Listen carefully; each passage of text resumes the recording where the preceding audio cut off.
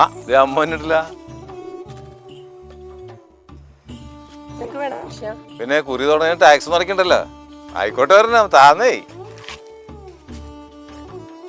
ഏട്ടാ വരാൻ വൈകാണെങ്കിൽ ഭക്ഷണം കഴിച്ചിട്ട് വന്നാതീട്ടാ. തിരിച്ചെത്തുന്നവരെ വിശന്നിരിക്കണ്ടാട്ടാ. ആര്? അച്ഛനാ പുറത്തുനിന്ന് കഴിക്കുന്നത്? അതെന്തെങ്കിലും കഴിക്കാന്നേ. മോളെ ഇന്നത്തെ ഇന്റർവ്യൂ എങ്ങനെ? നിനക്ക് പ്രതീക്ഷയുണ്ടാ?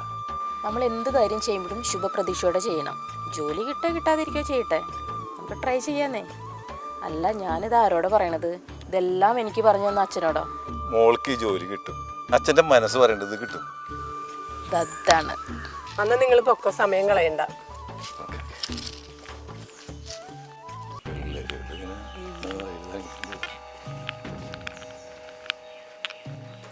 കാരണം രാവിലെ ഞങ്ങളുടെ മോൾക്കൊരു ഇന്റർവ്യൂ ഉണ്ട് മോനെ, അങ്ങോട്ട് പോകാം. എന്നാലേ താനിന്ന് എങ്ങോട്ടും പോണ്ടോ? അതെന്താ? അതൊക്കെ ഈ കാരണവർക്ക് അറിയാലോ. എന്താ എന്താ മോനെ? ഡോഡോഡോ തൻ്റെ അഭിനയമൊക്കെ കയ്യിലിരിക്കട്ടെ. നിങ്ങൾ എന്താ കാര്യം എന്ന് വെച്ചാ പറ, ഞങ്ങൾക്ക് പോണം. ചാടലടി നിക്കടി അവിടെ. അച്ഛൻ വന്നേ നമുക്ക് പോവാം. കാരണവരെ വേണ്ടാട്ടാ, വെറുതെ ഞങ്ങൾക്ക് പണി ഉണ്ടാക്കരുതട്ടാ. താൻ ഞങ്ങൾക്ക് സ്പെഷ്യൽ കംപ്ലൈന്റ് കൊടുത്തിട്ടുണ്ട്.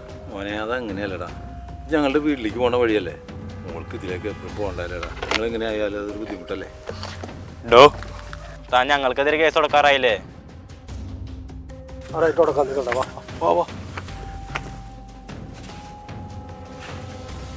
ചേട്ടാ അവരായിട്ട് ഉടക്കാൻ നിൽക്കണ്ട.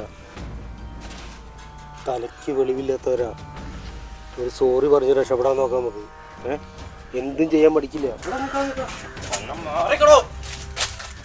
മോനെ വേണ്ട, എടാ സോറി, വേണ്ട കൂട്ട വേണ്ട.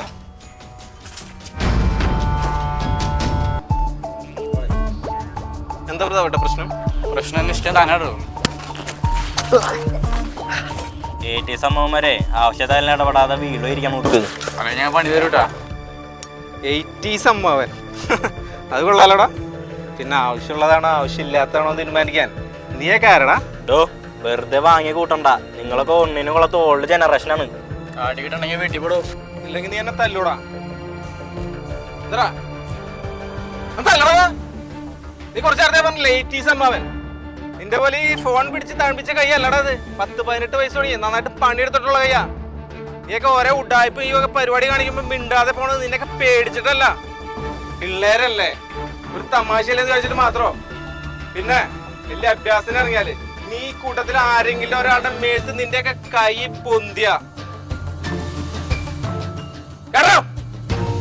നിങ്ങൾക്ക് ഞങ്ങളെ തല്ലണോടാ. വേണ്ട മോളെ വേണ്ട. അച്ഛൻ മിണ്ടാതിരിക്കും, ഇവരെന്താ ചെയ്യണെന്ന് കാണാലോ. കളിമാറിടാ വന്ന് ഞങ്ങളുടെ കോർട്ടില. 80s 90s ജെൻസിയും ഒന്നും അല്ലടാ. മുതിർന്നവരെ ബഹുമാനിക്കുന്ന, നല്ലതിന്റെ കൂടെ നിൽക്കുന്ന, തെറ്റ് കണ്ടാൽ എതിർക്കുന്ന ആ ഒരു ജനറേഷനാണ് വേണ്ടത്. അല്ലാതെ 4 പേര് കൂടെ കൂടിക്കഴിഞ്ഞാൽ ആ എനർജിയിൽ ഏതെങ്കിലും പാവങ്ങളുടെ മെക്കെട്ട് കയറാൻ എന്ത് ചെയ്യാൻ തോന്നുന്ന ഒരു ശക്തി ഉണ്ടല്ലോ നിങ്ങൾക്കൊക്കെ, അത് നല്ലതിന് വേണ്ടി ഉപയോഗിക്കാൻ പഠിക്കണം. അതാണ് മനുഷ്യത്വം കേട്ടാ. നിങ്ങൾ എന്നെ തള്ളിയിട്ടും ചീത്ത പറഞ്ഞിട്ടും ഞാൻ പ്രതികരിക്കാതിരുന്നത് നിങ്ങൾ എൻ്റെ പേരക്കുട്ടികളുടെ പ്രായവും. ഞാൻ പോലീസ് സ്റ്റേഷനിലേക്ക് വിളിച്ച് പറഞ്ഞത് നിങ്ങളെ പിടിച്ച് അറസ്റ്റ് ചെയ്യാനൊന്നുമല്ല, നിങ്ങൾ നല്ല ഉപദേശിച്ച് നല്ല കുട്ടികളാക്കണം. നിങ്ങൾ ഈ കൊണ്ടു കിടക്കുന്ന മൊബൈലില്ലേ, ഇതില്ലാത്ത കാലത്തും ജീവിച്ചിരുന്നവരെ ഞങ്ങൾ. പാടത്തും പറമ്പിലൊക്കെ പണിയെടുത്തും ഈ റോട്ടിലൊക്കെ നടന്നും സൈക്കിൾ ഔട്ടി നടന്നൊരു കാലഘട്ടം ഉണ്ടാകും ഞങ്ങൾക്ക്. നിങ്ങളൊക്കെ പിടിച്ച് പോലീസിൽ ഏൽപ്പിക്കാൻ വേണ്ടത്. അത് തന്നെ ചെയ്യേണ്ടത്. ഈ പ്രായത്തിൽ നിങ്ങൾ ജയിലിൽ പോയാൽ തിരിച്ചു വരുന്നത് വലിയ കുറ്റവാളികളായിട്ടായിരിക്കും. അതുകൊണ്ട് ഒരവസരം നിങ്ങൾക്കൊക്കെ തരാം. നിങ്ങൾക്ക് എവിടെ നിന്നാണ് ഇങ്ങനത്തെ സാധനങ്ങൾ കിട്ടണേ, ആരാണ് നിങ്ങളുടെ പിന്നിൽ എന്നുള്ള സത്യമായിട്ടുള്ള കാര്യങ്ങൾ പറഞ്ഞാൽ നിങ്ങളെ ഞങ്ങൾ വെറുതെ വിടാം. നിങ്ങൾ പറ, ആരാ നിങ്ങൾക്ക് ഈ ഡ്രഗ്സ് ഒക്കെ തരണത്, ഈ തല്ലാൻ പഠിപ്പിക്കുന്നതൊക്കെ ആരാ? അത് പറഞ്ഞവർ ഞങ്ങളെ കൊല്ലും ചേച്ചി. പേടിക്കേണ്ട മക്കളെ, നിങ്ങളറിയാവുന്നൊക്കെ തുറന്നു പറ. നിങ്ങളുടെ കൂടെ ഞങ്ങളുണ്ട്. ഞങ്ങളെ പെടുത്തത് കേട്ടോ അവര്. ആദ്യം ഉപയോഗിക്കാനായിട്ട് ഒരെണ്ണം തന്നു. പിന്നെ ഞങ്ങൾക്കും അവരിൽ ഒരാളുണ്ട്. ഞങ്ങൾ രക്ഷിക്കണം ചേട്ടാ. നിങ്ങൾ പേടിക്കണ്ട. യഥാർത്ഥ കുറ്റവാളികളെ കണ്ടെത്താനായിട്ട് നിങ്ങൾ പോലീസിനെ സഹായിച്ചാൽ അവർ നിങ്ങളെ മാപ്പ് സാക്ഷിയാക്കും. നിങ്ങൾ എന്തായാലും രക്ഷപ്പെടും. ഞങ്ങളുണ്ട് നിങ്ങളുടെ കൂടെ, ധൈര്യമായിട്ടിരിക്കും. ഓക്കെ, സാരില്ലടാ മക്കളെ, നിങ്ങളൊക്കെ നന്നായി കാണണം എന്നല്ലേ ഞങ്ങളുടെ ആഗ്രഹം.